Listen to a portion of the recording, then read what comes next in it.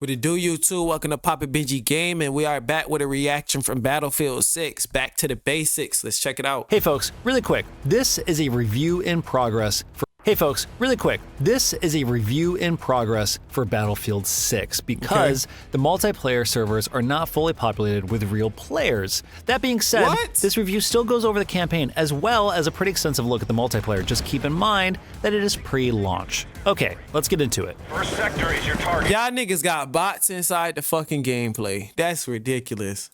At its best, Battlefield 6 is everything you could ask for from a Battlefield game. Intense, close-quarters firefights transition into long-range skirmishes as control points change hands and the action moves from the tight confines of half-destroyed buildings to open stretches of land. As fighter jets and helicopters swoop overhead, a medic pulls out a defibrillator and rushes into a hail of bullets to revive a squad mate who was just blown up trying to destroy a tank with a handful of C4. Elsewhere, a sniper taking residence in a high-rise building is snuffed out by a well-placed RPG, blowing a hole in their nest until the entire building eventually collapses in on itself. While just a few yards away, the burnt husk of a helicopter drops out of the sky as its previous occupants parachute to the ground amidst a salvo of gunfire. Battlefield 6 is a return to form for a multiplayer shooter that thrives on emergent chaos. Yeah, imagine watching a helicopter crash into a building and that shit just colliding and crashing down. That's definitely some fun shit to see. For a myriad of reasons, Battlefield 2042 didn't evoke these moments often enough, leading Battlefield Studios, the collective name for developers at DICE, Criterion Motive, and Ripple Effect, to look to the past for the series' future. It's well documented that Battlefield 3 and 4 were key inspirations in designing the series' latest iteration, and that's certainly reflected in how it plays. It's a safe approach, which isn't surprising given the negative reception to Battlefield 2042, especially when so many fans have been clamoring for a direct sequel to the series' fourth mainline entry. As a result, there's very little about Battlefield 6 that feels particularly fresh or new, but there's also no denying that it's quintessentially Battlefield. There's still nothing else quite like it, so a return to form is more than enough to get pulses racing, even if it doesn't significantly push the series forward.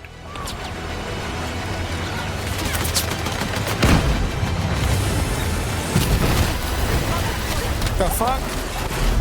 Of course, the same sentiment doesn't apply when referring to the game's single-player campaign.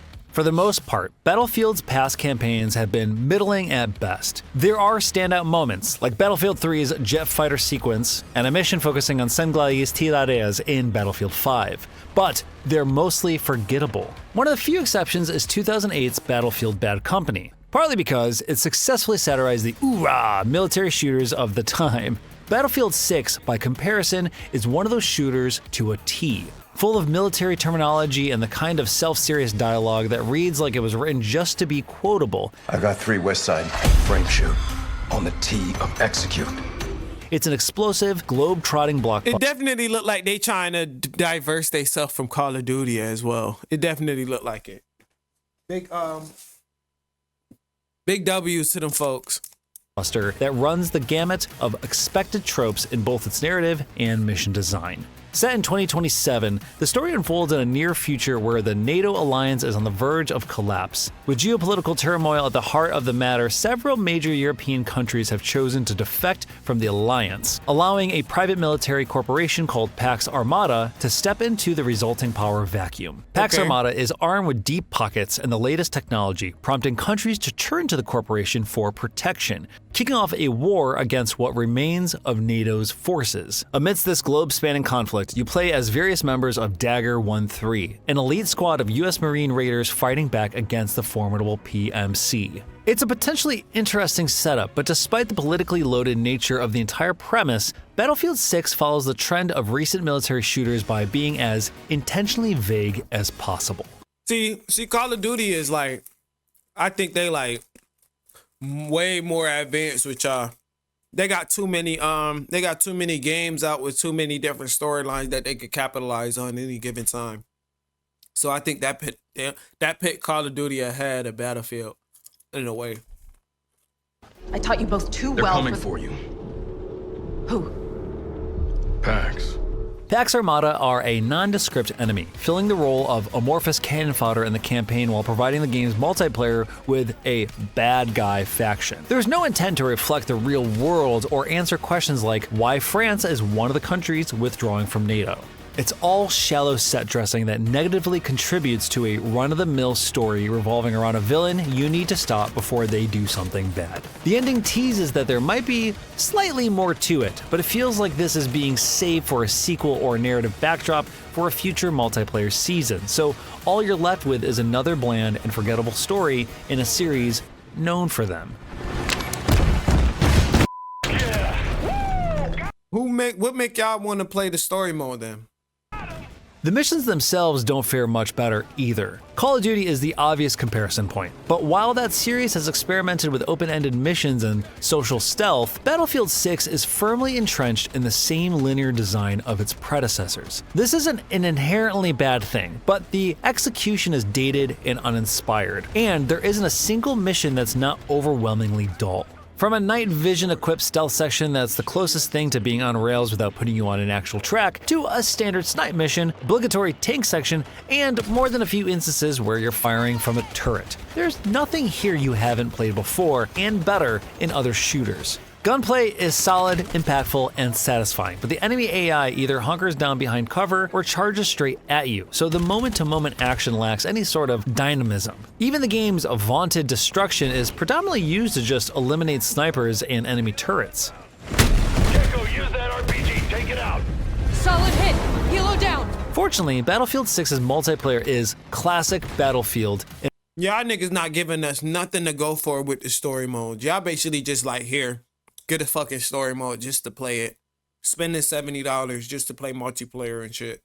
In a more positive sense. The controversial hero shooter style specialists from 2042 are gone, reverting back to a familiar class system featuring 4 well-defined tentpoles. The Assault is a frontline fighter, breaching through walls with a grenade launcher and shrugging off explosives and flash grenades with a quick jab of an adrenaline injector. The Engineer is vital during vehicular combat, using a blowtorch to repair friendly tanks while launching attacks against enemy armor with various launchers and landmines. The Support is the squad's medic, able to quickly revive down soldiers and replenish everyone's ammunition with bags of extra ammo. Finally, the Recon excels as a sniper, marking enemy units by peering down a long-range scope before landing a few headshots of their own. You know what you're getting with these classes, but the signature traits and specialist gadgets tied to each one also help them sing.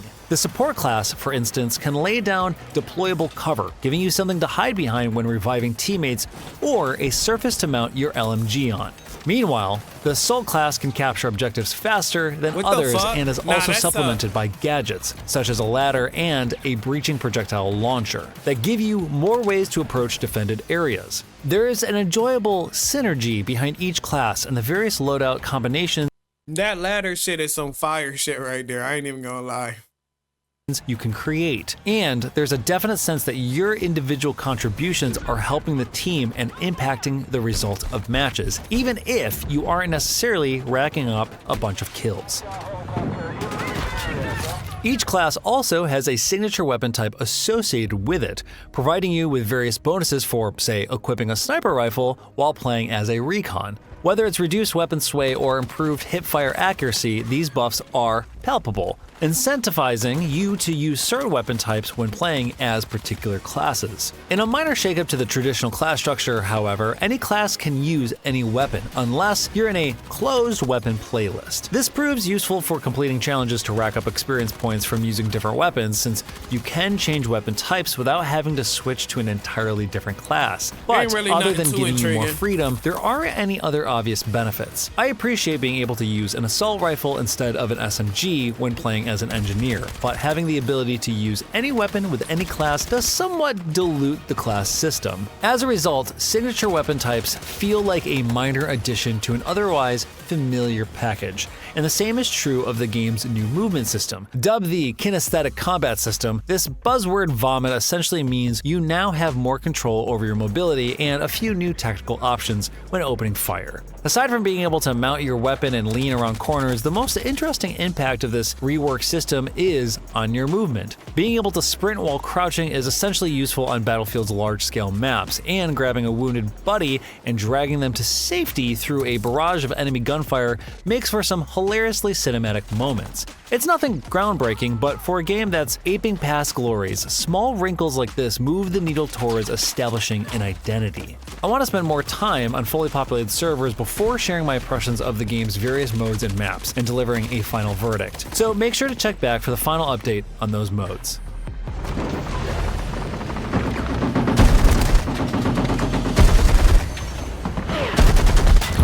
They giving this shit an 8 out of 10. I give it a 7 out of 10.